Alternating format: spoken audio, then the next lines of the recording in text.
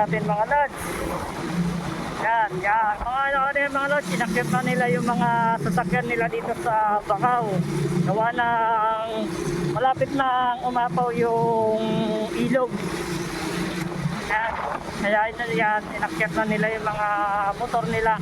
Babad na sa ano yan mga lods. Babad na sa tubig, kaya inakyat na nila. Sobrang lalim ng baha ngayon mga lods. Ayan o. Ayan. Lapit na umapaw yung ilog. Sa ano Bakaw. Ride check tayo mga lods, mga kapwa motorista dyan. Ingat po sa ating pagdadrive. Talagang lusok ang ating mga motor sa baha. Yun nga lang mga lods, pag once na iluson nyo sa baha na sobrang lalim at namatay ang inyong makina, huwag nyo nang papandarin agad. Lalo't ano yan, lalo't matigas padyakan. At huwag nyo gagamitin agad ng starter. Magpatigis, ipatigis nyo muna mga lods pag nilusong nyo yan sa baha. Gawa na ang pwedeng pumatok ang inyong makina ng motor. Kasi mag-ano yung pressure nun,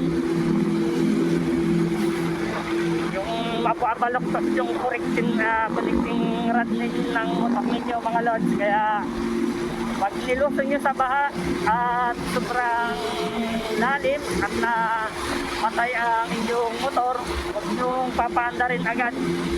Tayo kayo ng 15 minutes or 30 minutes, pero pag ganun pa rin na ayaw umandar, ay dalhin nyo na sa shop.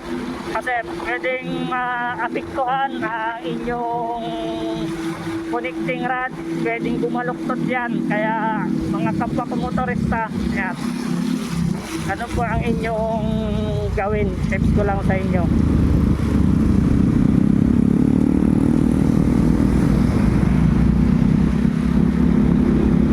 Lalo naman pag ano naman mga lods, pag nakakarburador kayo, karburador kayo mga lods, kaya namamatay ang inyong makina mga lods. Minsan gawa ng napapasukan ng tubig yung wako, yung lagayan ng spark plug. Yan. Kaya minsan habang tumatakbo kayo, tumatakbo yung inyong motor ay parang palyado.